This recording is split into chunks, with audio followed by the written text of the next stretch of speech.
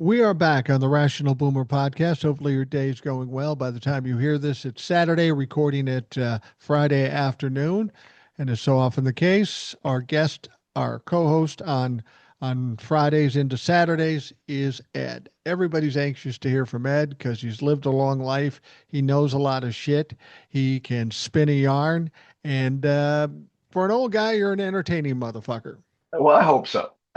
I've worked at it most of my life. That's how I made my living, you know. I mean, I was in news, of course, but I tried to make it entertaining as well. And I was on stage a lot and so forth. So hopefully I picked up a few ways of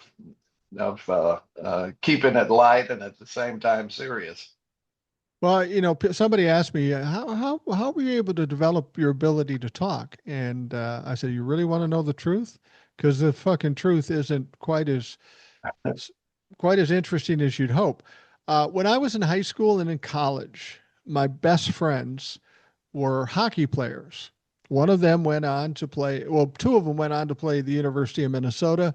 One of them continued on to play in the 80 Olympic team, the Miracle on Ice team, and played in the pros. The other one played some minor league hockey, and then he went off to owning an insurance agency and became pretty wealthy. Now, these guys were elite athletes. They were about 6'2", 6'3".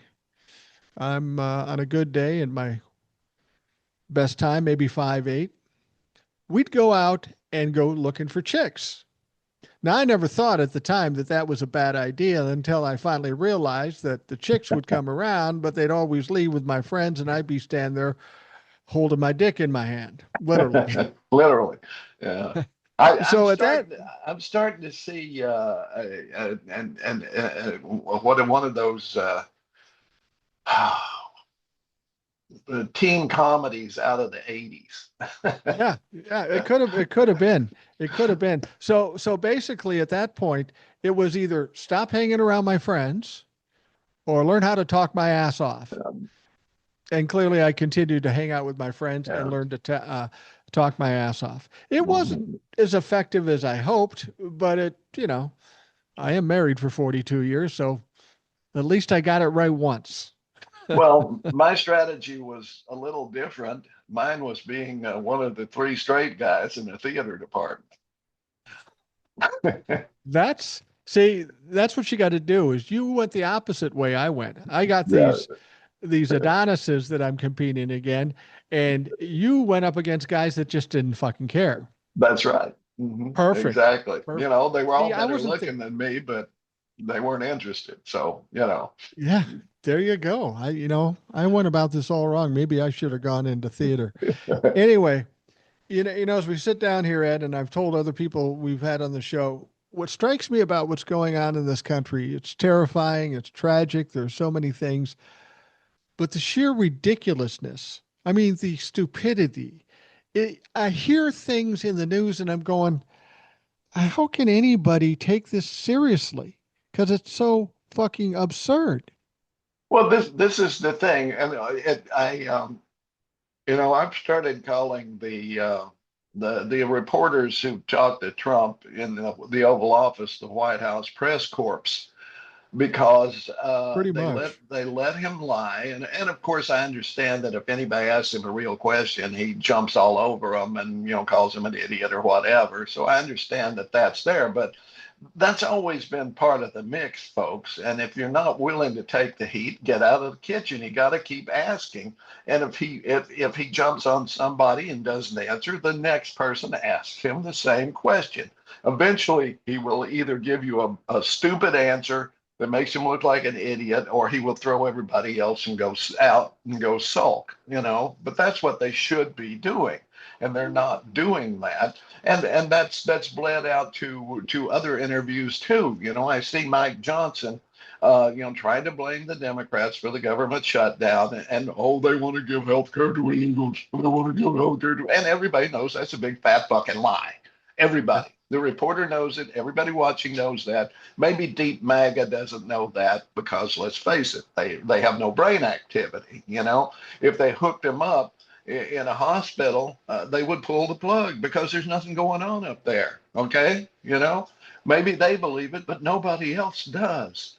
So we've got to get back to a point where they are called out every time, every time, every time. Yeah, that's exactly true. And I think there's two problems with the network media. There's two problems, one with people in general and one with the media. The media is owned by oligarchs, so they Yeah, hold people back. They pull in the reins and don't allow them to go hard after Donald Trump or any other Trumplafuck. Secondly, I think most people are averse to confrontation. They don't like yeah, confrontation. And, I'm an average guy, but I do have one superpower. I don't mind confrontation, yeah, especially if I know I'm right. You yeah. want to mix it up? We'll fucking mix it up. And I've said all along, if we had anybody that had any salt as a journalist in 2015, Donald Trump would have never been elected president. All No. you had to do was press him, ask him the question. And then when he didn't answer, ask him again and push him into a corner. And he'll either flip his shit or he'll say something stupid. And that should have been done from the beginning. When I think of old reporters, and I don't even know that I liked him that much, but here's another guy that wasn't afraid of confrontation, Sam Donaldson. Oh yeah. He would fuck with people. And that's what we needed then, and that's what we need now. Yeah, we need Dan Rather, and we need um, Eric Severide, other people like that who lived for the confrontation. Quite I mean, frankly, that's the job. That's the job. exactly, exactly. That's the job. You're not there to be their friend. They're not. You're not there to go to out to dinner with them and look for invitations and so forth. You're to skewer their ass and make them do what they're supposed to do, which nobody has been doing for a very long time now. What's the saddest thing is there's a guy out there that people have known. He's been around for a long time. Chris Wallace. He's kind of Yeah, a wussy ass bitch, but his father was an absolute Mike. prick, and I loved him for it. Yeah, getting gotten by Mike Wallace was like, I mean, people almost, even the ones who got would say, "Well, Mike got me." I mean, it It was a was, badge of honor. yeah, he was a bulldog. He came in with his facts straight. He wouldn't back down, and whoever went up against him lost. Chris has some of that if he wants to do it. I mean, his years at Fox News were an aberration, certainly. Um, but I never understood that. But once he left Fox, he's kind of come back to the right side. Even at Fox, he would sometimes ask questions that nobody else there would. Yeah, no, he had his moments, but then there are other times he went the other way, Yeah, possibly because he got pressure from the bosses. And that's the thing I'm thinking of as we go forward and things are changing in this country. I think the era of network media or even the network streaming media gone. is over because Yeah. nobody trusts anybody, and for valid reasons they don't trust them. Well, absolutely. I mean, when you can see streets full in Washington, streets full in Chicago and Portland of protesters, and it's not showing up on the evening news, this is insane because I lived through Vietnam and I know what changed the country's ideas. When we went into Vietnam, we were very much a 50s culture, rah, rah, the troops. The people in Washington know what they're doing, domino theory, we need to be there. But after the protests started showing up and they started seeing the police abusing the protesters, as they're doing now, which we can talk about a little bit, as they are doing now, once they saw that, the attitude started to change. It was the same with the civil rights movement. When the cameras showed the brutality, when they showed the passive protesters being horribly abused by men on horseback with clubs and riding them down and beating with batons and all of that, that's when things started to change. And we're not seeing that on the evening news now. They're censoring that. You wouldn't know that there were protests going on if you're watching the evening news. You just don't. Well, I will say this though, there are some things showing up, and I don't know if it's coming from the network media or people's phones, but there was a situation, I think it was in Chicago, um, where they had ICE people standing on a building or something, and there was a pastor, a minister, a man of the cloth, standing there with his hands outraised, and praying, allegedly praying. And somebody, he wasn't doing anything aggressive. He was just praying. I mean, you would think these Christians, these pseudo Christians would appreciate that, but somebody shot him in the top of the head with a pepper ball. Now it didn't kill him, but it hurt him Six times. six Six times times. they shot him. Yeah. I've I seen the mean, video. I saw him on TV this morning. He is getting some press, so that's something. well, yeah, and that kind of thing is starting to come out, and maybe that will help to turn the tide. But I don't know that we can count on the mainstream media. I think we have to count on all of us who are, for all intents and purposes, given the situation we get put in, independent journalists. Well, there's another situation yesterday, I believe it was yesterday in Chicago. A woman was, I said she rammed their vehicle and waved a Right. pistol at them, so they shot her 5 times. And, Now I heard it was nine by times, but well, 5 of them got her, I think is what it was. They oh, shot okay. 9 times, but the bystanders pulled her out and tried to. She survived, but they were claiming she was waving a gun, and she did have a gun in her purse. But video proved no, she didn't ram them. They rammed her, and then just started shooting. So the bystanders with the phones are really making a difference. And if the evening news won't cover it, certainly it gets on TikTok, it gets on Facebook, it gets on whatever. And that's positive. That's where they used to say, I don't know if you remember, and his name just went right out of my head, but you know who I am. He was kind of rap before there was rap, and he had a musical. Not going to call it a song, but it was a musical recitation called "The Revolution Will Not Be Televised." Right, right. And that was what he was saying, that the powers that be aren't going to show you when people start to rebel. But that was before cell phones, okay? And now the revolution is being televised, but not on the evening news. It's being televised by people with cell phones putting up what they see, which tells the truth. Well, the guy who said that, who wrote that, I'm surprised you don't know, given the radio station you worked on, but it's easy to forget. Gil Scott Heron. That's it. I mean, I knew who he was. I'm familiar with his work. I have stuff of his on my phone, but his name just went out of my head. It's like it's frequent, like on Jeopardy. I know the answer, but it won't pop up until It, 2 minutes later. I get But that all yeah, the time yeah, trying to remember my wife's name. When I say she or her, she goes, "I have a first name." yeah, Oh, do mhm, you? yeah. Cindy, But say it Cindy, with that's me. right. Yeah, yeah, yeah, yeah, yeah, yeah. I'll write that on my hand so I remember it. Um, But no, Gil Scott Heron, he had a lot of very incisive thoughts that he set to music, and that was one of the most well known. He had one about Ronnie Reagan and others that are very much very pithy and to the point as well. yeah. Well, the other thing to consider is if not for a little girl with a phone, we would have never known what happened to George Floyd. Exactly. And she stood there bravely when they were trying to get her to stop recording. And this is the thing to remember. They will try to get you shot to stop. They may even assault you, but it's very much important that you keep filming as long as you can, or rather, recording. I'm old. That's the one thing that always wins out whenever we've seen things in history, and that is bravery. Mhm. And in the current era in politics, there is zero bravery. There's people like the girl with George Floyd. There's Greta Thune who's trying to help out. She knows she's going to get in trouble. She knows she's going to have a problem, probably be detained, but she does it anyway. You don't see that kind of bravery out of the white men in this country anymore, generally.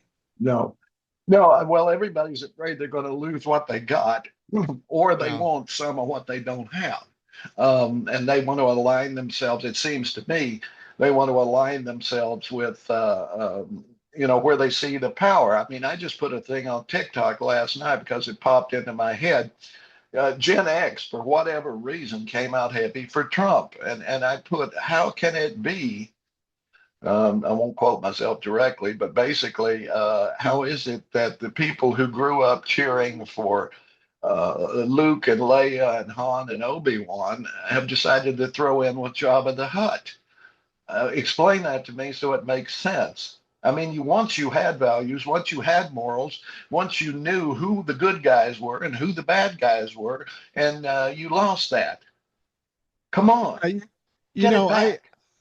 I, I apologize to anybody in the audience who's in Gen X because this isn't all of you. Anybody that follows me and listens to the podcast, we're all of a like mind.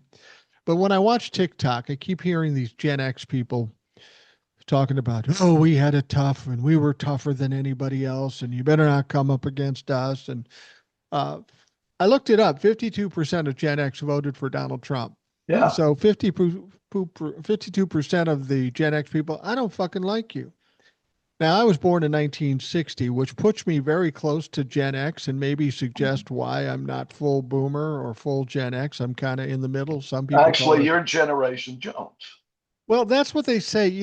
That popped up about 2 years ago, and I don't count it as real. It's always been boomers are this era, Gen X is this era, and then somebody comes up with the Gen Jones. Now, the fact of the matter is the way they explain Gen Jones makes sense because we're kind of in the middle. Mhm. But I get tired of Gen X people coming out. Oh, we're tough. We were left at home alone. We didn't do anything. We all had tough times in different circumstances, whether we're boomers, whether we're Gen X. I mean, fucking Gen Z has their own issues at this point. Um, but when Gen X voted 52% for Donald Trump, I lost a lot of respect for Gen X. Now, before you get mad at me for talking shit about Gen X, understand I'm a boomer. And at least 52% of boomers voted for Donald Trump. That's true. It's not that I hate generations. I hate dumb fucks that vote for dumb fucks. That's E- all. Exactly. Most of what I write and say online is for boomers. These are the people, these are my people, these are the people I know. But see, I reinvented myself at the age of 34. I was locked in. I was living a certain kind of life. Not go into the details, but that all changed. And suddenly I was back living the life of a college student almost, heavily involved in the arts and music and so forth like that. And I renewed myself, and I identify more with your group. I'm going to call them Generation Jones. My wife is from that group. My younger brother's from that group. You're from that group. A lot of my friends are from that group, and there was a demarcation there that was different.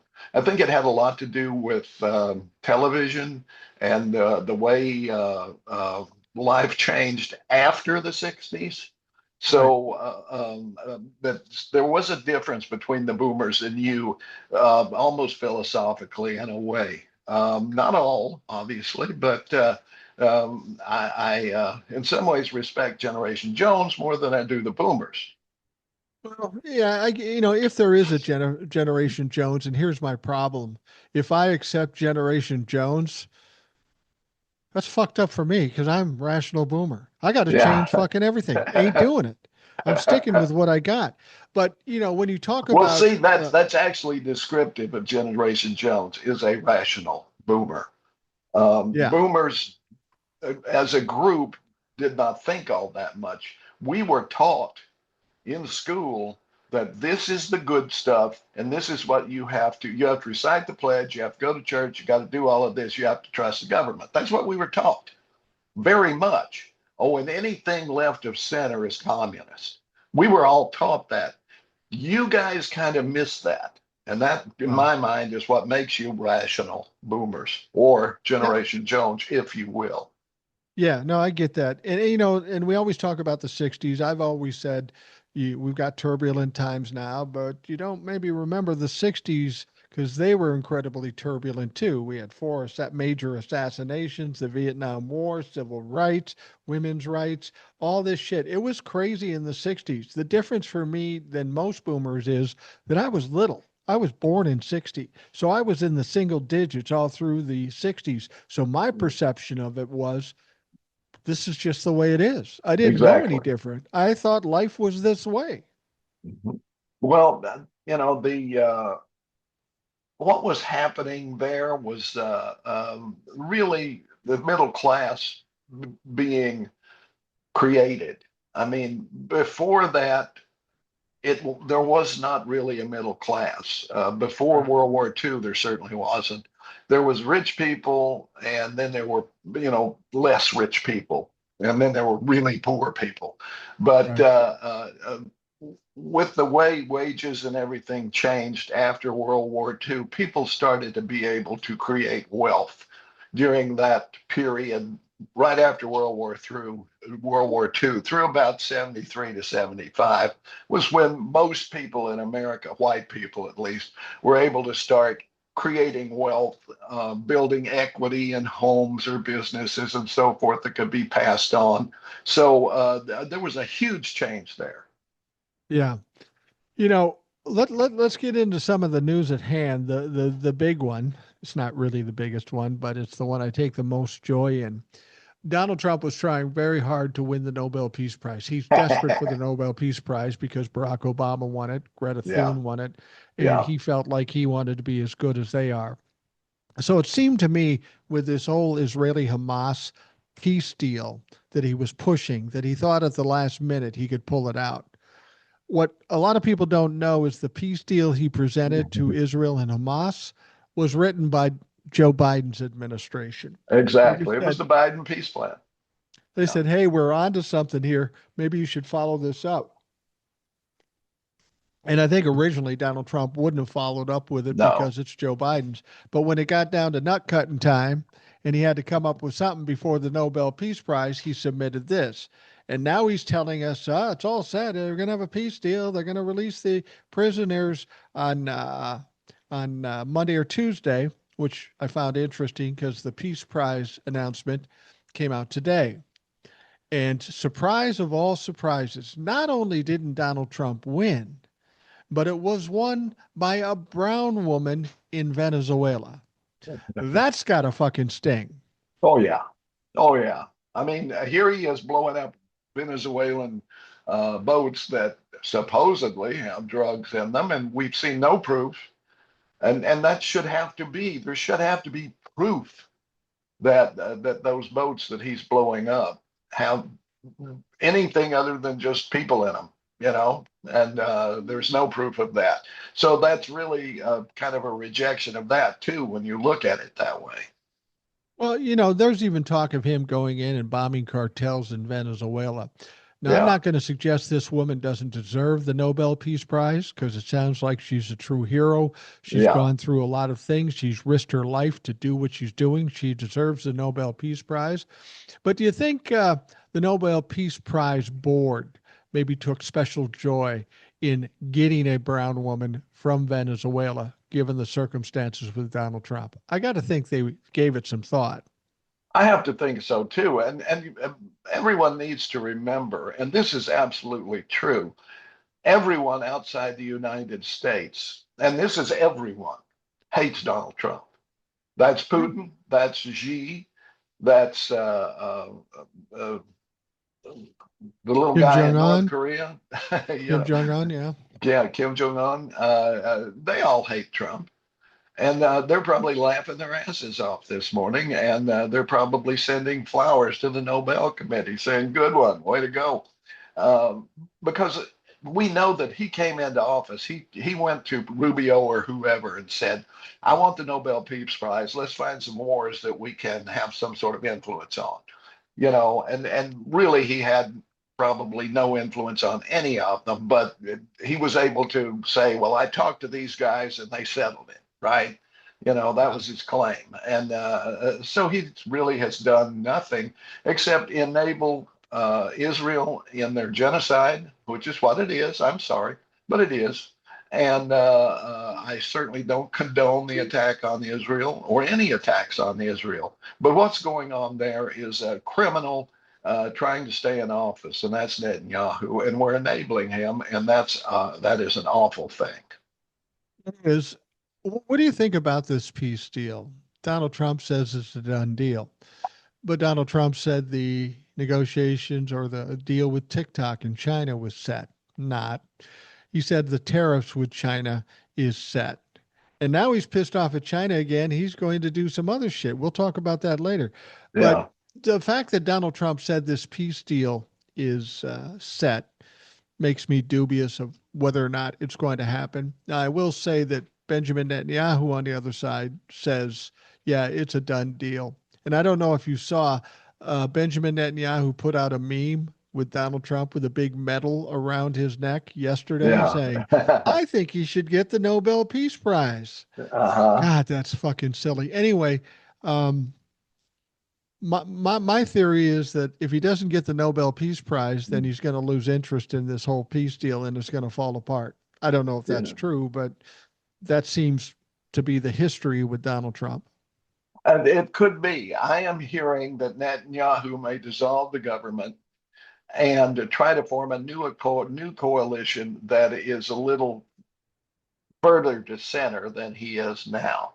What he has right now is a wartime coalition, and if this is, I have hopes that this is actually going to stick because I'm hearing that in the background he's making overtures to some of the more reasonable political figures in Israel that he may form a new government, a new coalition that would replace the war hawks.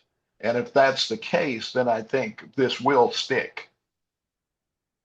Well, that's interesting that he would do that, and it seems like he's trying to pull out some shit because there's the other issue with Benjamin Netanyahu. He can maybe plan to do good in the future, but he's got a whole history of some horrific shit. And the talk has always been that if he doesn't have a war, that he's vulnerable of getting kicked out, prosecuted, and going to jail as a war criminal. And this is why I've always said this is why Netanyahu does not want peace because it puts him in a bad situation. So do you think he's kind of resigned himself to do this peace thing because Donald Trump pressured him and now he's trying to figure out a way to stay in power? I Is that what think he's doing? I do think that that's to a certain extent what happened when he sent his troops into Qatar or Qatar, however you want to say it. Who is, Trump is deep in the pockets of these guys, right? I mean, he's being bought by them and has been for some time now. Right. So I think Trump told Netanyahu, we're pulling everything if you don't stop that shit. And I want the Nobel Peace Prize. So settle this shit right now. Here, take this plan that Biden came up with. This is what we're going with. I really do think that went on. Now, here you've got Netanyahu. Now, he's without US support, he's got nothing. Okay. Right. He's got no bombs. He's got nothing. So he's a survivor. So what can he do? He can repudiate the war hawks and build coalitions with the quote more moderate. Now they're still not going to be leftist by any means, but because they want power and they realize that he is still a player, they might keep him in office. He might survive if he can put this new coalition together. That's what I think's going on here. Well, whether that's true or not, whether that's how it works out, it makes sense that that's what he would do. He's got to scurry around and try to save his life. What people have to understand is what Donald Trump did in this situation by putting pressure on Netanyahu to do something. In spite of what all the leftists thought, that's what Joe Biden had been doing. Exactly. He had pulled reins in on Netanyahu and kept him in check. And as I said, if you vote for Donald Trump, he's going to let Netanyahu run wild, which is what he's done. Mm-hmm. Now Donald Trump is getting angry and pulling the reins back in. That's all Donald Trump had to do from the beginning. We wouldn't have as many deaths. We wouldn't have people starving to death if Donald Trump just knew what to do and did the same thing that Joe Biden did. So hopefully this peace plan works. But you're old enough, I'm old enough to know it never sticks. This shit crops up every 10 years. There's some kind of war, there's some kind of fighting. And then the question is, what's going to happen to the Palestinian people? The war may be over, but are they going to send these people to the desert to die, or are they going to actually do something to help the Palestinian people? Well, they never have. So I don't No. expect it's going to happen this time. This is where the United Nations fell down. I mean, the original, as I understand it, the original idea behind the United Nations is that they would be prepared to step in conflicts. They would see where justice lay, and then they would all, as a group, say, "This stops now. This is how it ends." And if it Yeah. doesn't, then we will come in with our peacekeepers and we will end it. That's what should have happened. But then they created this ridiculous Security Council with veto power, giving vetoes to the Russian, well, to the Soviets at the time, and the United States and Britain and France, and the major powers. They all had these veto powers, or they wouldn't agree to it.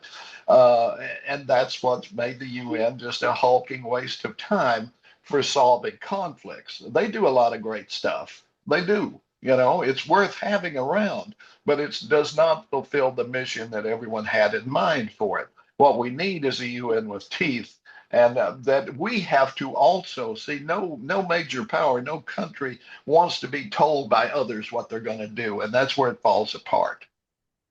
Yeah, and of course our ambassador to the UN is who? Mike Waltz, the guy that Yeah, fucked up the Signalgate thing, and he yeah, got fired, and then he yeah, stayed on the payroll while he was doing nothing, and now they had to justify paying this guy for nothing, so they sent him to the UN to do fucking nothing. yeah, exactly. And so, do I have great hopes for that section of the world? No. Um, Israel was artificially created in 1948, and you can claim historical precedents all you want, but the fact is they weren't there.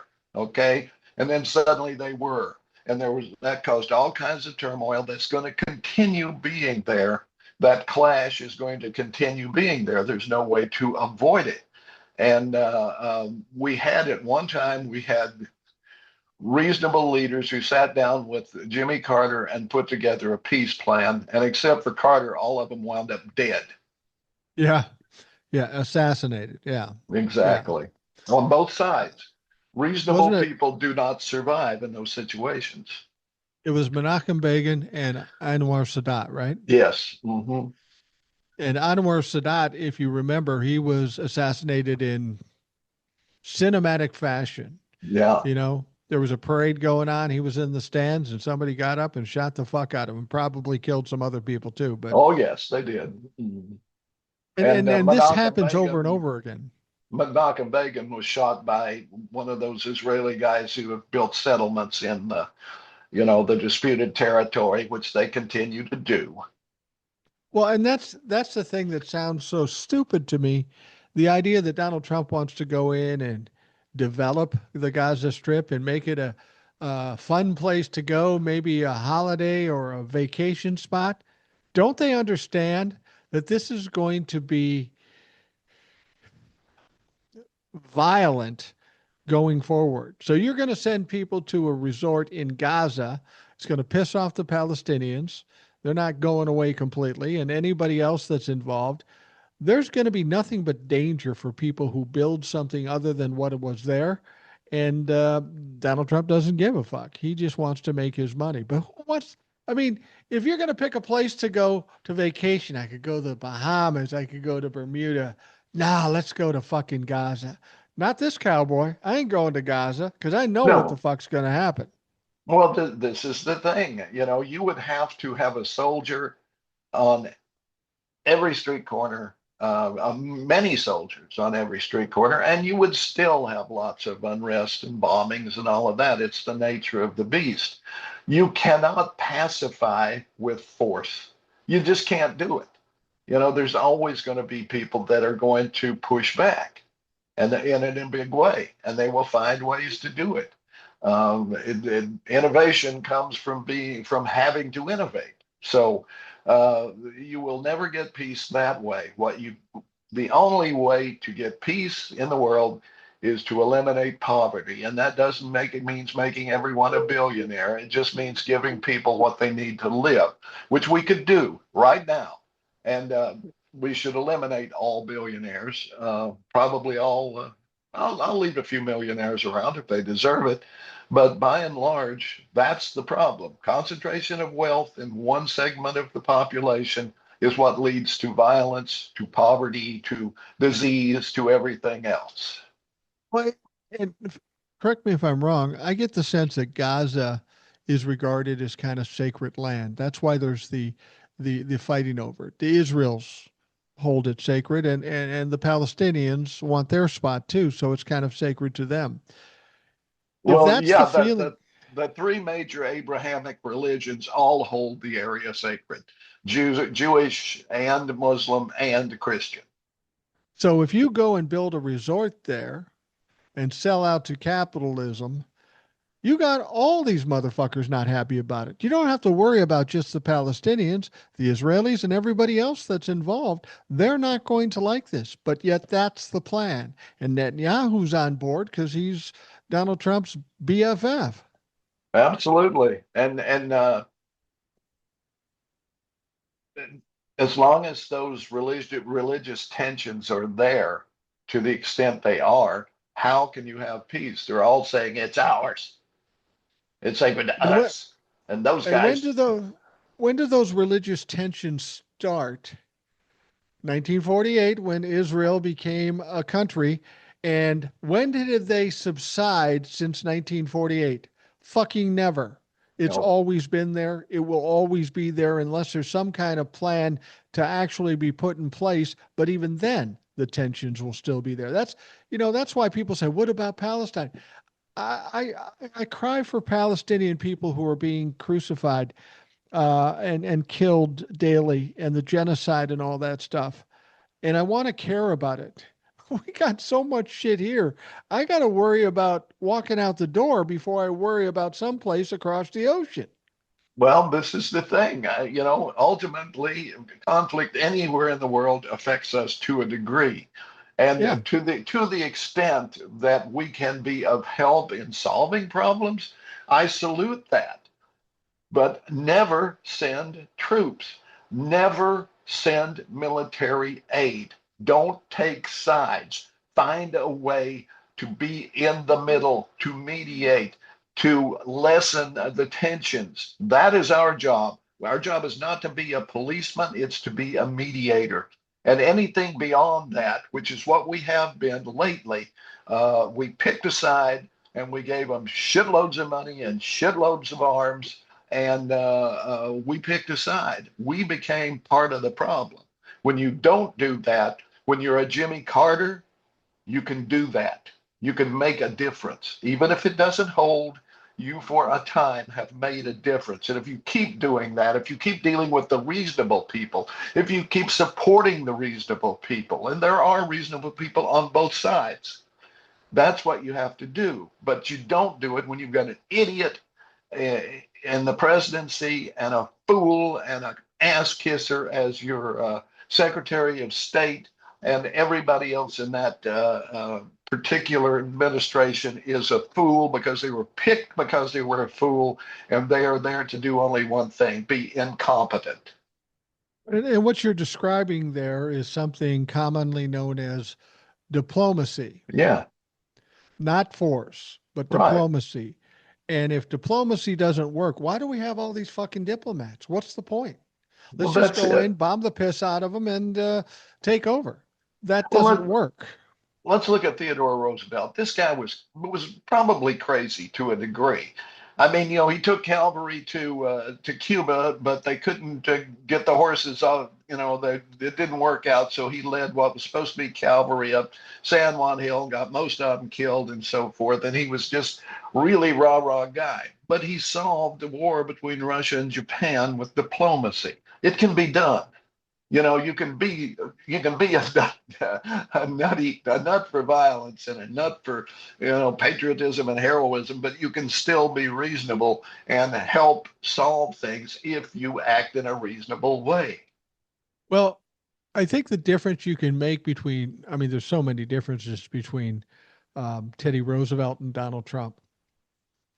Teddy Roosevelt was crazy, but he wasn't stupid. Right. Donald Trump is crazy and stupid. And there's where the problem is. Yeah. Well, Teddy was kind of a contradiction in terms. He was very progressive. A lot of what Franklin Roosevelt gets credit for is because Teddy was there first, with Right. He and Taft came up with the idea of an income tax instead of tariffs, for example, right? That Right. kind of thing. He was very good that way. He could see that the country was so separated between very rich and very poor, and that wouldn't hold, and eventually we would have a Russian Revolution kind of thing. So we had to start softening, taking away from the top and giving to the bottom. That only made sense, right? Reasonable.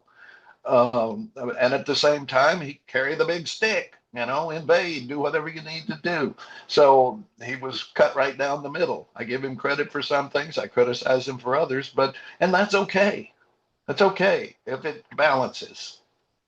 Well, yeah, we're all human. We all have our failings, and at least Teddy had some positives that And Trump has offset none, the. No, Trump has none. none. He just fails over and over again. You were talking about Gaza Strip and how we would need um, military on every corner, and it still wouldn't be safe.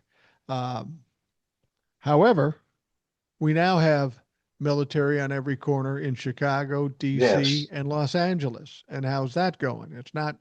It's not going well. This whole situation where Portland has pushed Donald Trump out. They're not allowing National Guard going into Portland. Chicago just sued him, got an And injunction, so they can't bring the National Guard in. That said, Texas National Guard is standing there too.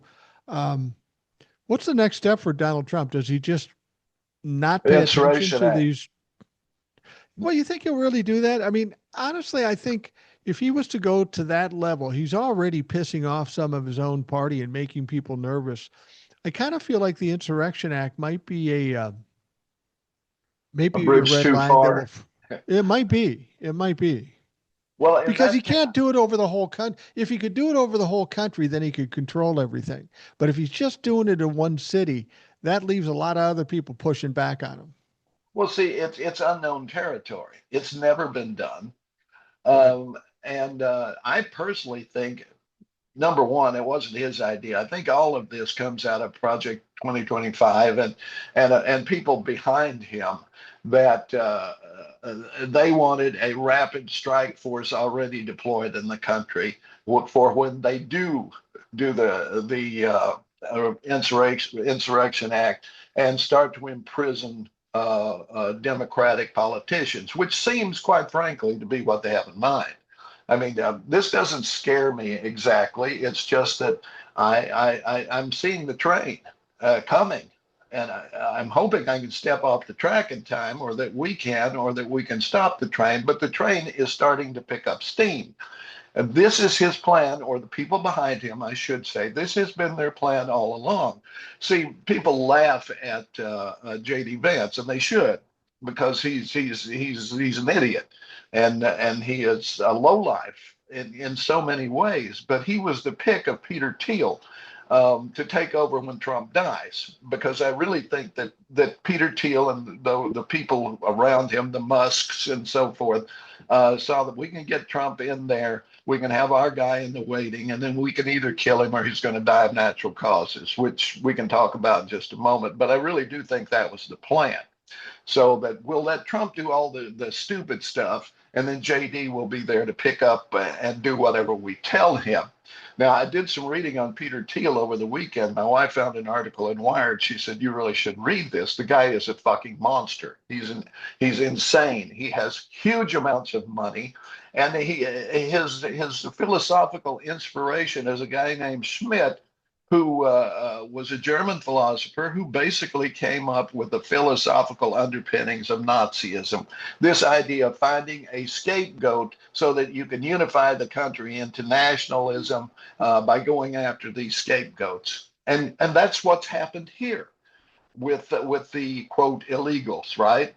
Uh, Right. they are the scapegoat. Now, the next scapegoat, of course, is Antifa, which is anybody that doesn't like Trump. That's who they're going to designate. That's Adam Schiff. That's AOC. That's Liz Cheney. That's anybody who has any sort of influence who goes after Trump. It's the late night guys, whoever it may be. They are Antifa because they have put that word, just like they have with DEI and everything else, in the minds of the MAGAs, that it's evil. They don't know what it is, but they hear the word and they go with it. It means anti-fascist. We know that. They don't. They don't know what a fascist is. They don't know what a communist is. They don't know what a socialist is. They know nothing. Brain dead. Hook them up. Pull the plug. Right? No, no. But this is Peter Thiel wants this. They want this ultra nationalist country of white people. Deport everybody else or kill them or lock them up or use them as slave labor, whatever you want. That's what they're aiming for. This is serious, folks. This is real shit. And I know I sound like a crazy alarmist, but this is real.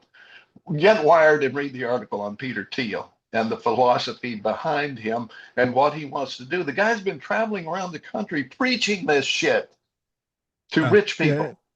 And if you ever watch him on television, this fucker is a goofball. He's not all there. You He's think not Musk is mentally crazy? sound.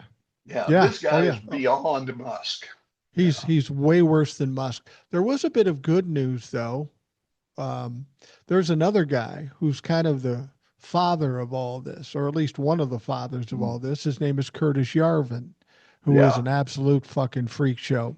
Yeah, he's a separate sideshow, but yeah, he's very influential. Very influential and has some of the same ideas that, Peter Thiel and some of these other fucks have. But he wrote an article recently, like a couple of days ago. He's getting nervous. He's getting a sense that his team is losing and that he's thinking about it could turn around on us. And I'm thinking about leaving the country. Yeah, it's good to hear those fuckers are getting nervous. Yeah, they should, because history, if they just look back, check out France, check out the Soviet Union, see what happens when you try to take it all away from the people. They get pissed off and they start cleaning house from the top down. And sometimes they don't know when to stop. I mean, Napoleon tried to stop the French Revolution. He was very popular, and he couldn't do it. They just kept killing people. Once they started chopping off those heads, there was no stopping them until they finally just ran out of heads. Yeah. Well, the thing about it is, one of the failings for Project 2025 or Curtis Yarvin or Peter Thiel, in order to accomplish what they want to accomplish because of the size of this country, it has to be shock and awe and it has to be quick. Yeah. And that's not happening. That's not happening. And, it's going to be impossible for them to overwhelm this country at this point because you got a dumb fuck at the top running it. And it just doesn't work out because the plan never was a good idea in a country like this. You could maybe pull this off in some smaller country, but not in the United States of America. You've got too many people, too many mindsets, and too many people willing to push back. We're seeing it in the streets with the protest, whether the media shows it or not. The fact is they're there and they're the pushback. And it's just not working. And I think a lot of these people are starting to realize, oh, this isn't going to go well. This is going to come back on us. We can only hope. We can only hope. And quite frankly, I am encouraged that even here in deep red, East Tennessee, coming up on the 16th, we have protests in practically every city. The people were going to be in the streets with signs, with, the marching in protest. And so that is, whether it's on TV or not, it'll be on the phones. It will be sent out. People will see it. And that's the same thing that happened with Vietnam. It's the same thing that happened with the civil rights movement. You cannot suppress the truth, especially now when everyone has a TV studio in their hand. Yeah, exactly. And, we are starting to see the cracks in MAGA, them not happy with what's going on because now it's finally affecting them. I don't know if you saw this. I've talked about it a couple times. I'm bored with it already, but I want to bring it up. There was this guy who was clearly a MAGA fuck getting hurt by what's going on. And he came out and started to suggest a purple revolution where the people in the blue side and the red side come together to bring down this horrible regime. Now he comes out and says, "Yeah, I admit it. I did this and I did that, and I voted for this, but we need to come together to work together." And when I see somebody like that, my question, first of all, is you voted for Donald Trump.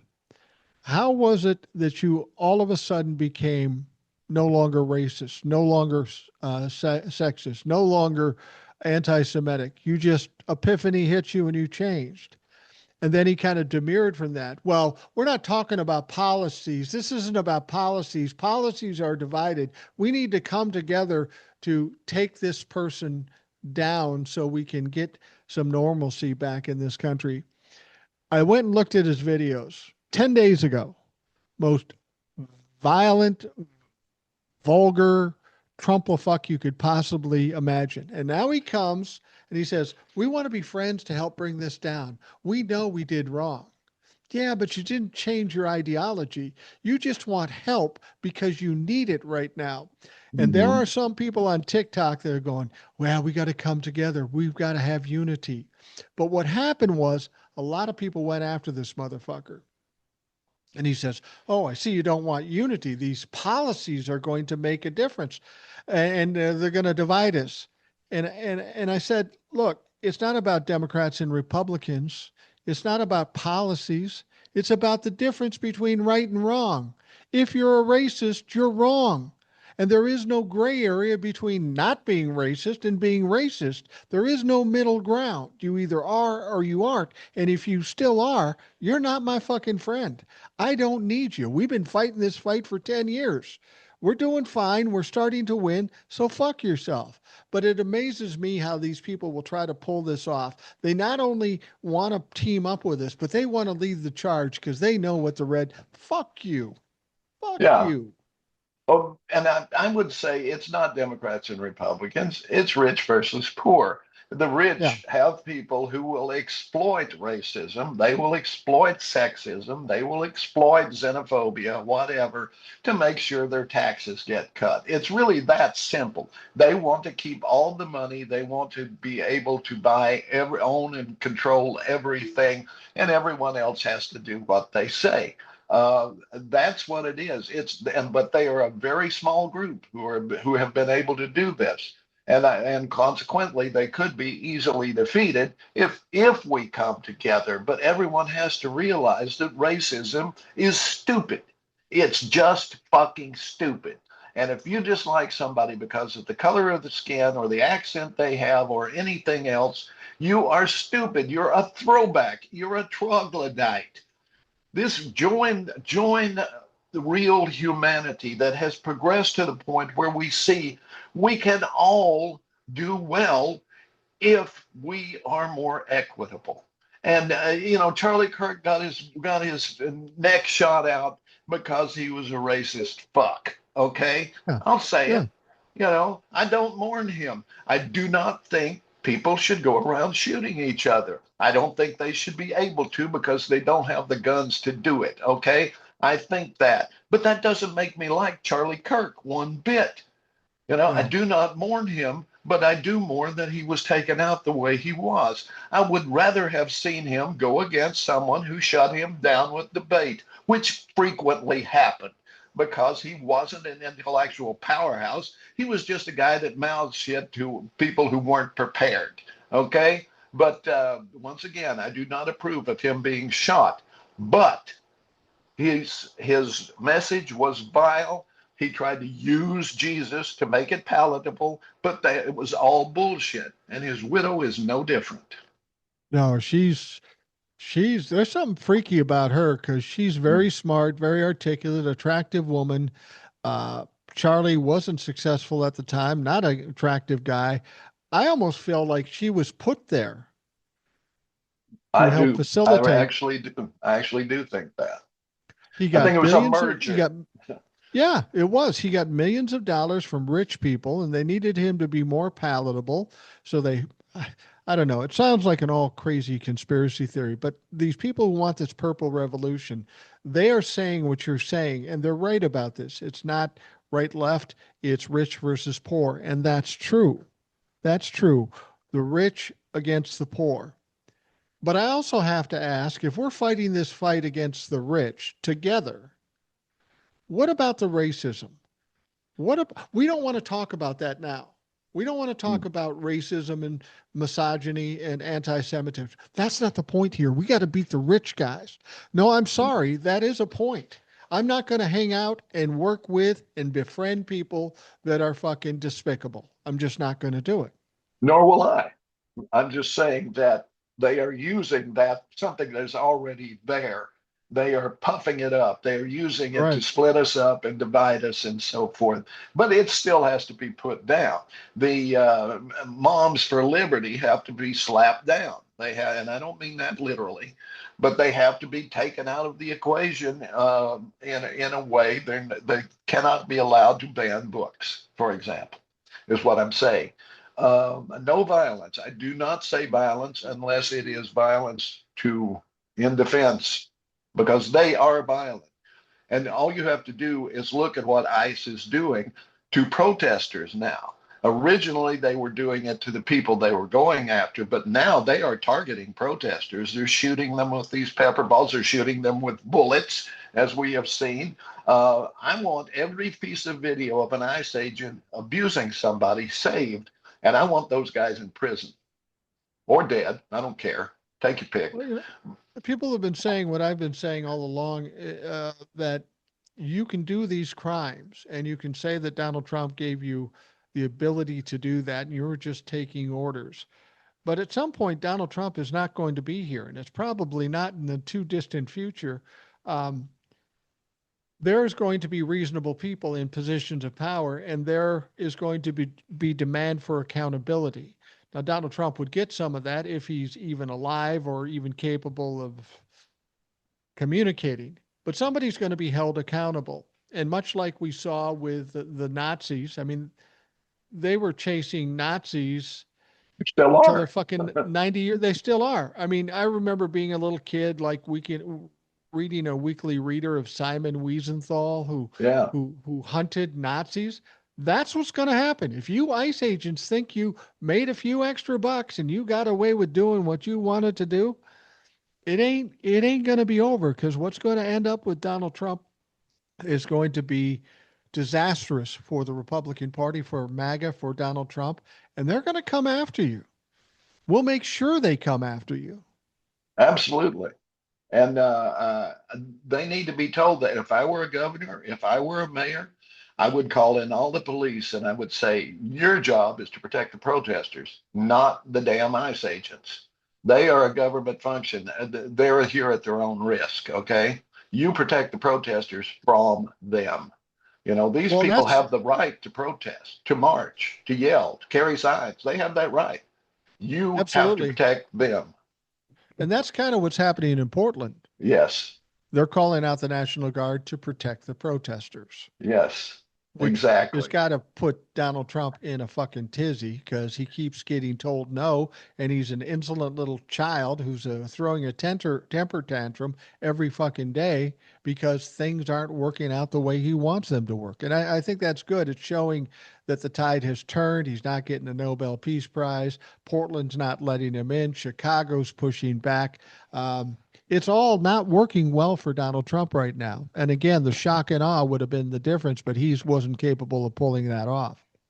Yeah, let's go back to the press for a second, because what we're seeing in the press, in the White House, in the Oval Office, when the press corps goes in there, they ask questions and then they let these people ramble. Okay. Yeah. And that happens on the evening news too. We see Mike Johnson sitting there and somebody asks him, well, what we're hearing is this, you could call your people back right now. You could solve this. And they let him blather on. And sometimes they question him a little bit. But what we don't get is what we used to get, the special reports from the Eric Savarides and the Walter Cronkites telling the truth, that this is a Republican shutdown, and this is why.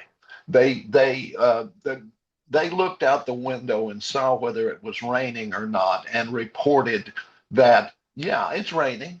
We checked, it's raining. That's what we need from news, and that's what we're not getting anymore. These in-depth looks that tell you what the truth is.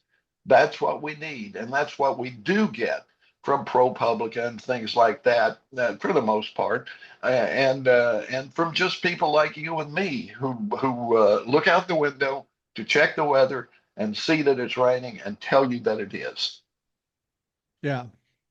But Yeah. that's why I say the Insurrection Act is next, because we're seeing this pushback. So what happens with the Insurrection Act, though? I mean, is that a bridge too far for the military too? Because that's categorically against the Constitution. Well, not if there is an insurrection. See, this is who determines that. If is it only Trump who can say there's an insurrection, because he's the only one who's seeing it, quite frankly. That's why he's picking on Antifa, because there's no insurrection of people coming into this country. I mean, that was his first thing, right? First it was immigration. We've all these terrible people coming in, and we got to get rid of them. But they don't arrest those people. They arrest people that have appointments for asylum. People who show up like they're told to do it the right way, and who came here and were granted the ability to look for asylum. That's who they're deporting. Not the small group of criminals that they claim is there. And then it was crime. Oh, we're going to these cities and we're gonna solve crime, right? We're gonna drop out of helicopters onto an apartment building and round up all of these 4 and 5 and 6 year old criminals and zip tie them, and these older women, and zip tie them and drag them out naked in the middle of the night. It's crime we're going after, right? And now it's Antifa. There's this underground, all of these terrible Antifa, and Fox News is having these people on with masks. The same guy. I mean, he's Antifa and different things. It's the same guy. I've seen so many different views of this guy, that he's supposed to be an Antifa member or the member of this or that, and it's the same guy. So They're doing this falsehood. they showed a side by side picture. Fox Mhm. had the same guy on as a member of the Mexican cartel. Yes, And then they bring him up as a member of Antifa, an organization that doesn't exist. You're in yes, Antifa. Put it this way, Antifa is an ideology. Antifa means anti fascist. So if you're against anti fascist, you can only presume that you are pro fascist. exactly. They can't even get it right. What they're saying is blowing back in their face, because you're admitting that you are supporters of fascism. But there is no Antifa. Antifa is like any other ideology. There is no group. There is no fucking membership card. There's no dues being paid. But Donald Trump steps up and says, we're going to fight a war against Antifa. So what Well, you're saying is true, which means you're fighting a war against anybody that doesn't like me. And that's yeah, problems. exactly, and that's where he would, in theory, invoke the Insurrection Act. Is that Antifa is behind the Portland National Guard protecting protesters or something like that. So he has to bring in the Marines in order to fight the Portland National Guard, or the whoever that is protecting the protesters. I mean, I don't know that it's going to happen, but these are weird times, and I can only hope that my prediction about Thanksgiving comes true. Uh, we know that this morning Trump is. I think it's this morning. He went to Walter Reed for his annual checkup that he had last in April. So That's there's weird. something. Yeah, there's something going on here. We see him during his press conferences falling asleep. We see him while they're asking him questions. His face is drooping and his eyes are closing. I mean, he's not long for this world. Um, and like with Charlie Kirk, I will not mourn him. Oh, no. If they were upset by the celebration of the death of Charlie Kirk, oh, they're going to shit their pants when they see what happens when Donald Trump dies. Mhm. The interesting thing is this is what's going to be interesting. When he got the checkup in April, the doctors said, oh, he was the peak of health. 225 pounds, 6'4". He is the most healthy president ever. But we see what we see now. Yeah. And I have to wonder if there's going to be some blowback against Walter Reed, or if they have some excuse that somebody else just took their words. But He's going in for a second time. And if we've seen him in recent press conferences, you're right. He's not good. You know, in the places he doesn't cover with orange, you can see it's kind of gray. His Yeah. eyes are droopy. He falls asleep. He doesn't speak very well. He's doing crazy fucking shit. This guy's not well. Somebody suggested, and I don't believe it.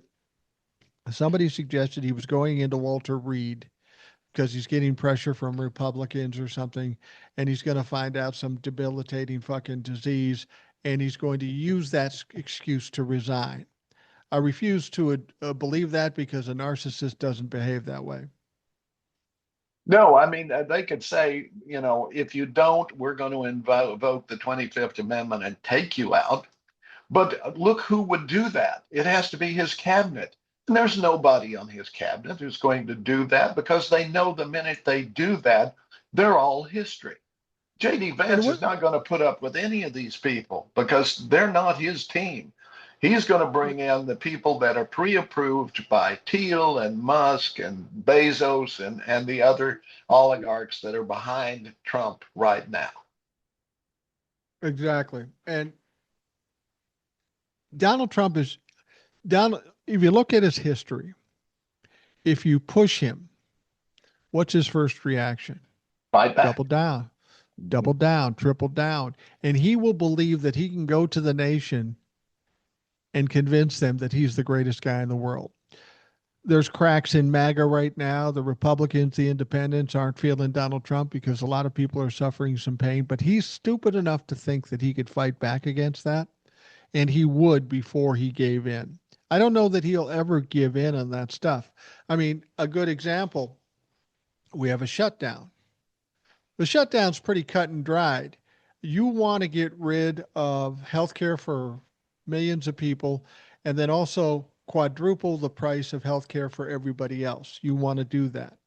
And they shut the country down because they wouldn't continue. They're not, the Democrats aren't asking for new money. They're asking just to maintain the subsidies that have been there for a long time. Exactly. But they don't want to do that. Now the Republicans in the House and the Senate know better. They know this is a loser if they do what Donald Trump wants to do. Donald Trump doesn't give a fuck. He doesn't care about the people. He doesn't care about the Republicans. He wants what he wants and he wants to win. And the Republicans just sit and support him no matter what.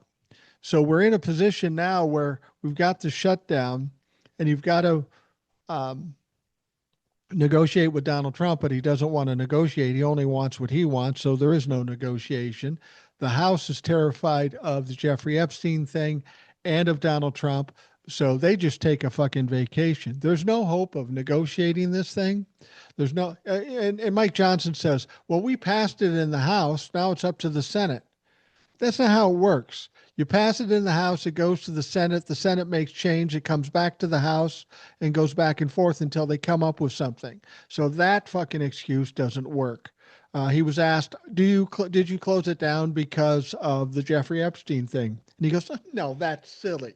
No, Uh-huh. that's exactly why you're doing it because your Lord and Exactly. Savior is telling you do it or fucking else. Yeah, and this is the thing. I mean, he swore in two Republicans during when they were out of session, and now he's saying he's doing it because her family is coming and all this bullshit. He could Yeah. swear her in this minute in his office, and it's done. She votes, Epstein files released, Trump's out of office. I mean, and so's he probably.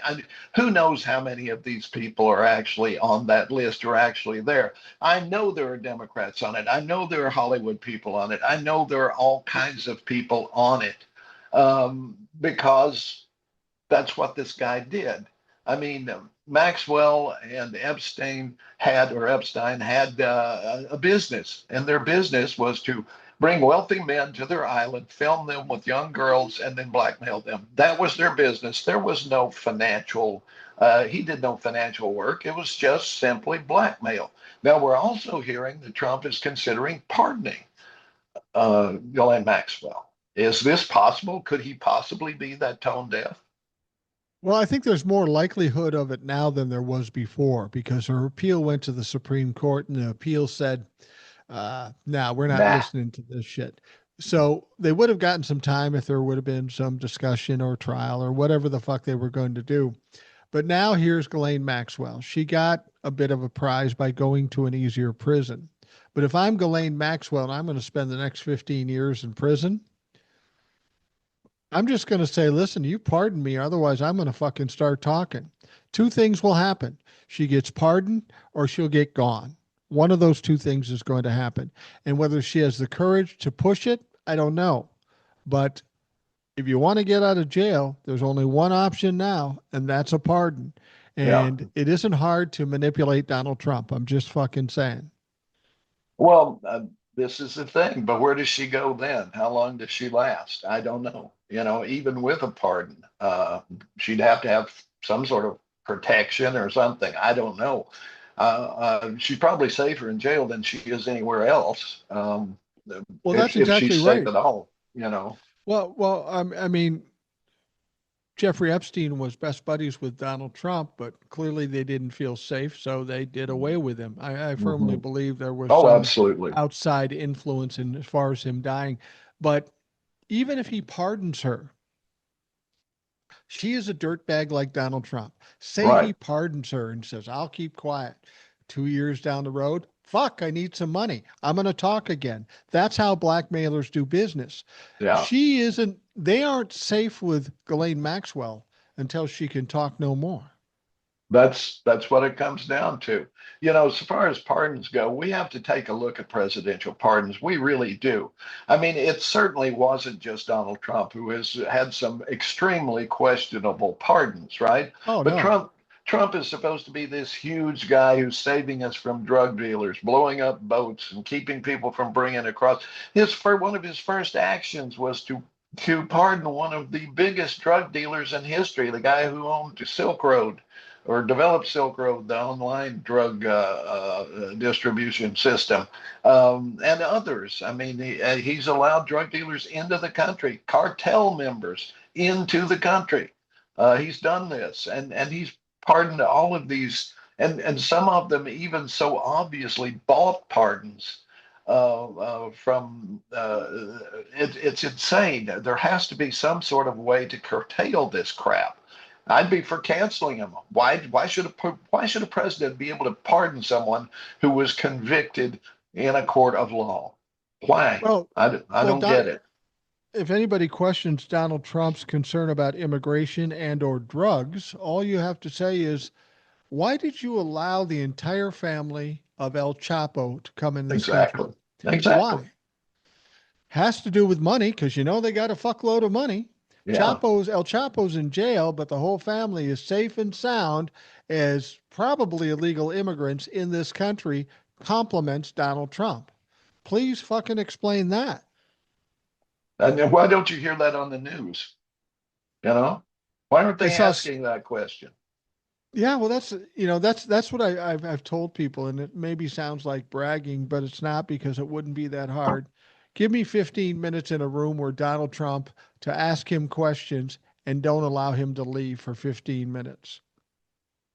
The, Anybody with any sense of journalistic capabilities and understands what's going on and knows how to ask the right questions and has the courage to answer it would Donald Trump would be a fucking puddle by the time he ended because Yeah. he's a narcissist. He wants to divert, he wants to distract. But if somebody doesn't allow him to do that, they just fucking melt down because Yeah. I've seen it before. I've done it before with my father. When he can't fight back, when he's not the biggest, strongest guy, or there's nowhere to go, they fucking melt down. And they're a fucking puddle when it's all said and done. They become the victim. Oh, you're picking on me. And that's the thing is when they're down like that, the one thing my dad always told me that I used against him, when they're down and they're bad, kick them.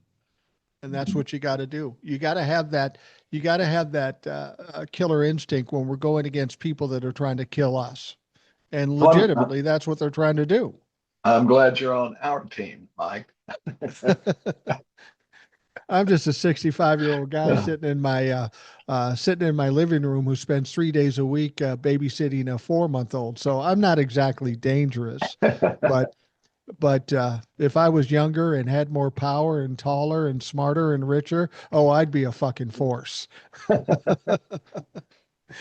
Yeah. So, Well, this is what we can do right now. I'm soon going to be 76 years old. I'm able to get up at night in every morning so far and take my dog for a walk a couple of times a day. So my health, knock wood, is pretty good. And I'm going to keep talking until they come get me. Okay. And I know you will too. It may not be much, but at least we can encourage people and say, hey, you're not crazy. They are. well, I don't know if you heard this, but there's been some talk that they're going to create an organization that will oversee social media. And the Mhm. intention is to dig out illegal immigrants, but to Mhm. suggest that they aren't going to go after people that talk badly about Donald Trump, uh, you're crazy if you don't think they're going to do that. People will say to me, "Are you afraid?" And I quote Bernie Mac all the time. His one phrase. He went out on stage after a guy before him had a rough time with a crowd. He just looked at him and said, "I ain't scared of you motherfuckers."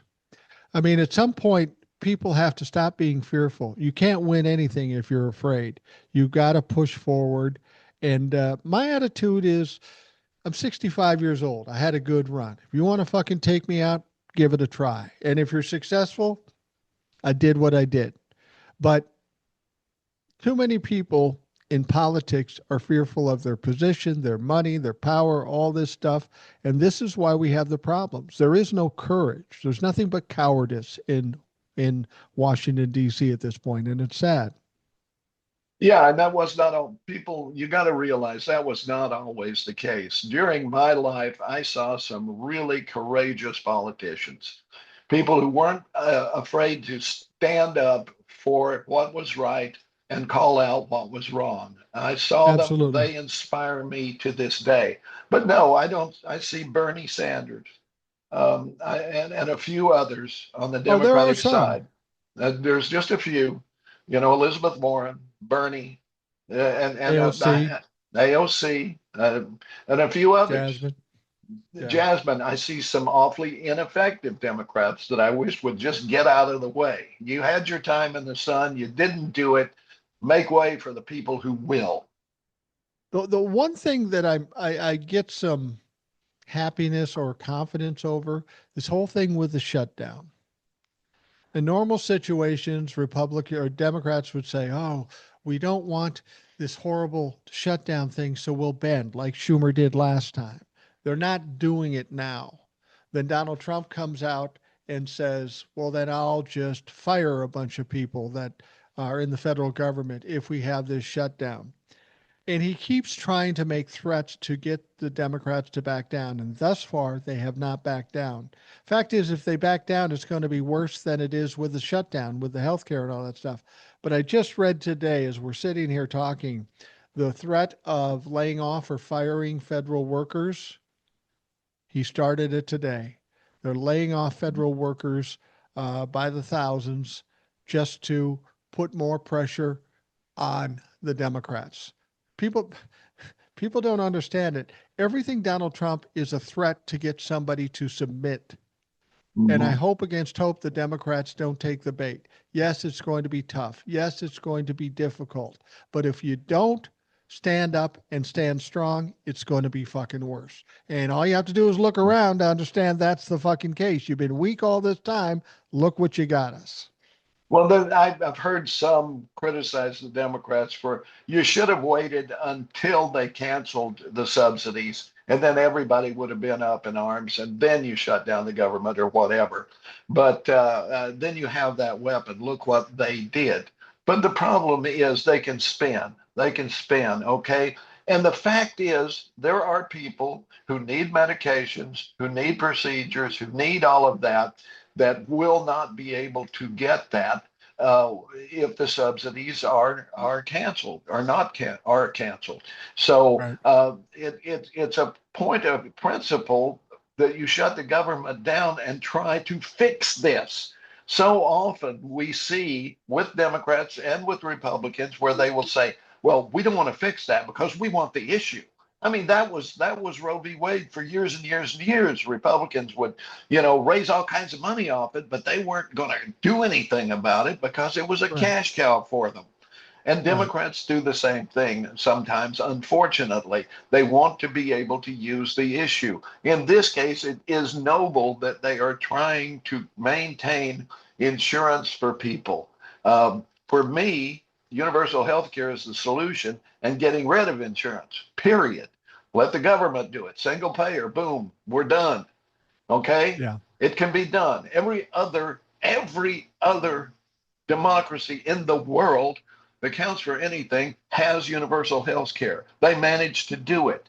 And you can tell me all the horror stories you want. Bullshit. I can tell you plenty of horror stories right now about people who have insurance and can't get procedures because the copay is too fucking high. So what's the difference if you have to wait 30 days for an appointment under universal health care? You have to wait that long now. Well, here's the thing. They keep saying universal health care. We can't afford it. Seems everybody else Bullshit. can, It's but we cheaper. can afford. We can afford. It is cheaper in the long run. We can afford $2 trillion in tax cuts and more to rich people. We can afford to spend $300 billion and send it to Israel so they can give universal health care to people. But we can't afford it here. I'm sorry, that doesn't hold fucking water. I mean, like you say, it's more expensive. The whole contention of covering illegal immigrants. We've talked about this. Basically, what they're saying in that bill is that, or in that subsidy thing, is that if you go into a hospital, an emergency, and you're on death's door, you're going to get the health care just to at least stabilize you. And the money that comes there isn't for the benefit of the people that are sick, whether they be illegal immigrants or not. It's to subsidize the hospital Hospital. so they have money. And if somebody's coming with a gash in their head and they're on death's door, they don't have time to decide whether they're legal immigrants, and they don't really have the wherewithal to turn somebody away. So if an illegal immigrant happens to come in on death's door and they do the work for them, well, then the government pays the hospital. And that's the whole premise for giving illegal immigrants $1 trillion worth of health care. But like you say, those people who can't afford health care, and there are many in this country, and there's going to be more if Donald Trump has anything to do with it. There's a certain amount of health care that they have to provide. And when they provide that health care and they can't afford to pay it, then the government has to pay it. Yeah, Now, and if the nobody had simple. to do that, how much money is that? Exactly. And the dirty secret here, which isn't a secret and everybody should know, is that the culprit here is profit. Yeah. If you have a hospital that doesn't have to make a profit, if it is a non-profit or a not-for-profit institution, then you don't have to worry. Okay, you can cover it, right? Before Nixon, most healthcare was either not for profit or non-profit. And allowing the profit motive into healthcare is what destroyed healthcare in this country. It's that simple. It is. And one of the things I've learned over the years, it's not how much something costs, because we spend a lot of fucking money on crazy shit. It's not how Yeah, much it costs. It's where it comes from and the perception of where it comes from. If the perception is that rich people are paying actual taxes and that's where it's going, oh, that's a problem because we don't want to piss off the rich people. fuck them. We don't care. You and I don't give a fuck, but the politicians do because they kept getting fed with money from the rich people. So they're doing the rich people's bidding. That's why we don't have universal health care. Absolutely. I mean, look at it this way. You can either have trillionaires and billionaires, or you can have infrastructure and you can have health care and you have great education and so forth. I mean, when this country functions best was when we had a 90% tax rate, because most of that wasn't collected. It was just there so that rich people would diversify their money in a way that benefited everybody else. Now they don't have to do that. We keep cutting their taxes so they can keep all the fucking money, and they're happy to do that. You know, some of them will occasionally do a little charity over here or over there, but most of them don't because they don't You feel know, the need to. We used a carrot and stick approach, and that's the only way to do it. I do not care if somebody invents something and they make a lot of money for it and they have a great lifestyle. Good on them. They earned it. But right now, what we're doing is just cutting taxes, cutting taxes, cutting taxes on the big people and raising taxes, raising taxes, raising taxes on the poor people. What sense does that make? well, that's, I just want to clarify for folks. You always hear the story, like you just said, how the rich people were paying 90% taxes. And people are going, that's crazy. If you make $1 million and you got to give 900,000 to taxes, that's ridiculous. But that's not how it works out. No. What, like you said, it's a motivation for them to do something with their money of value. You you do this charity or you invest in something, you're not actually paying 90% taxes, No, but it's nobody did. encouraging you to do something good with your money as opposed to stockpile the shit and send it out of the country. Right. And I mean, it basically gave a level above which things was excess was taxed. You know, they still had a magnificent lifestyle. You know, they still had huge amounts of money, and they could still manage to keep that money that they would have to pay 90% tax on. They just have to invest it in an industry that would give jobs to people or something like that. There were ways to deal with it. That's what we were doing, a progressive tax level that each level inspired you to spend the money in a good way. Right now, it's just Wild West as far as rich people are concerned, and and that means we are the ones then who have to, excuse me, we have to pay for the army to spend countless millions on weapon systems they will never use that don't work. So that money can go to the rich people or to maintain the roads. We have to pay for that, even though they're using the roads to much more than we are and moving their product for their business and so forth. Um, so this is the thing that we have to tax in order to level the playing field a little bit. Absolutely. I mean, it worked before, it worked in the 50s, it will work now, but um, the Republicans and the wealthy people have done a good job of gaslighting people to think, no, you gotta take care of the rich people, or otherwise they move out of the country. We're seeing it with Mondami. People are saying, well, if you start taxing the rich people in New York, they'll move out. No, No. And Mondami made a good point. He said it's not just people who have buildings in New York City, plants in New York City. It's anybody that does business in New York City. So are you yeah, telling me they're going to move to Connecticut and not sell anything in New York? Please, motherfucker, that's not the way it's going to be. no, that's it. I mean, we have to get back to the point where we level the playing field a little bit.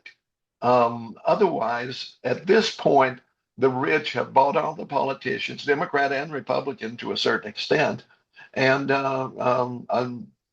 so they are not in any way accountable. And quite frankly, they don't know what to do with their money.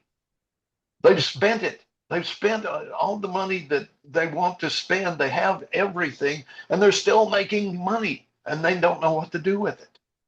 Yeah, they're addictive. I got money, I want more money. When I see the rich people, I always picture, you've seen them on game shows and sometimes in arcades and stuff like that, where you get this booth Yeah. and you got the money flying all around and you just grab as much money as you can for doing nothing. Mhm. And that's kind of the way it is with wealthy people right now. And unfortunately, there's no money left over for the people who need it, or the services that are needed in this country. And it's just fucking greed. And that's the one thing that has to change. And it's not going to change as long as we have Republicans and some Democrats in the position they are now. There has to be some dramatic changes to our government on both sides of the fucking aisle. Anyone who has ever had to clean out the house or apartment of an aged relative uh, sees the accumulation. And it can be magazines, it can be cats, Yeah. but people who accumulate too much of anything, we think, well, gee, it's too bad there was not some sort of intervention there because that's an illness, right? It's the same with money. It's the Yeah. same. If you are accumulating billions, trillions of dollars for that matter, and you're not doing any good with it for anybody but you, um, you know, I'm going to do this because I hate to do it but I'm going to do it simply because there are so many people who claim to be Christian right now.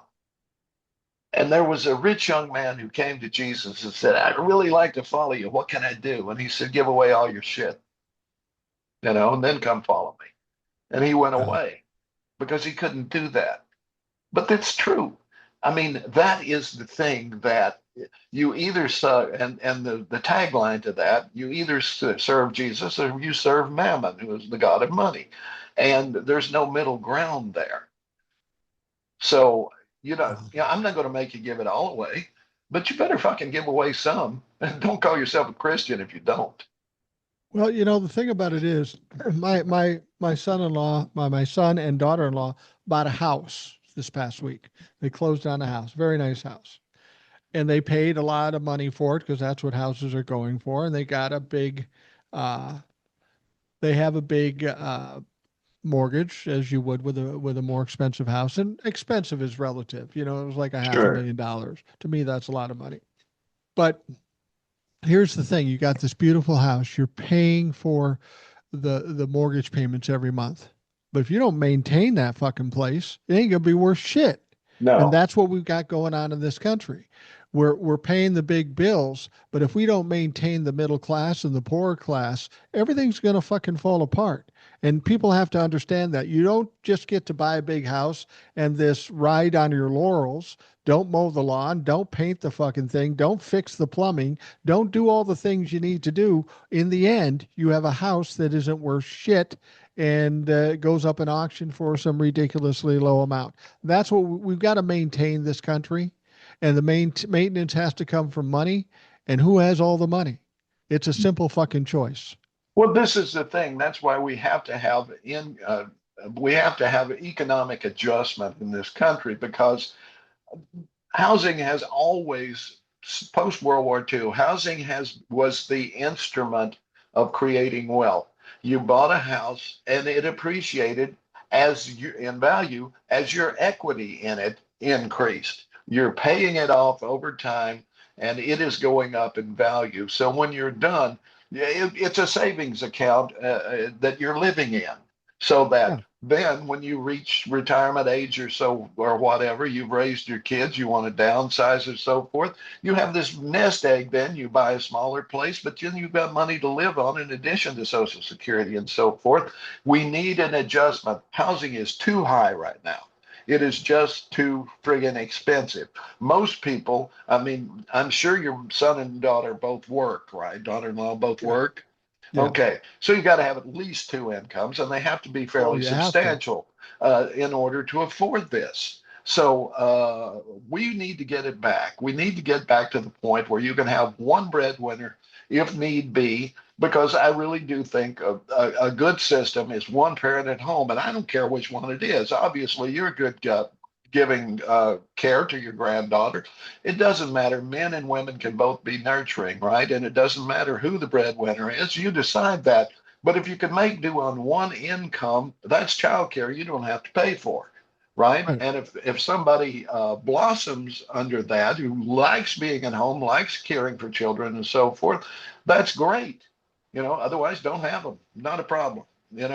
But we need to adjust it so that that economic engine is there because it's a huge economic engine. The more people there are who can invest in a home, the more housing that will be built. And the more housing that is built, the lower price will be. It's that simple. It's competition, something that we eliminated from the economy in large part when we allowed corporations to become dominant. We've got to destroy the corporations, eliminate the tax breaks for rich people, and get the country back on track. It's that simple, people.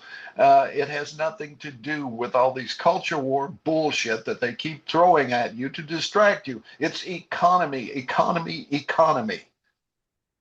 Economy, absolutely. And I'll just put it in simple terms. If the middle class makes more money, that's not a tragic thing. Guess what? They pay more taxes and buy more shit, which is good for the economy. Don't have to be a fucking genius. I didn't finish college. I understand that. And so do they. It's just about greed.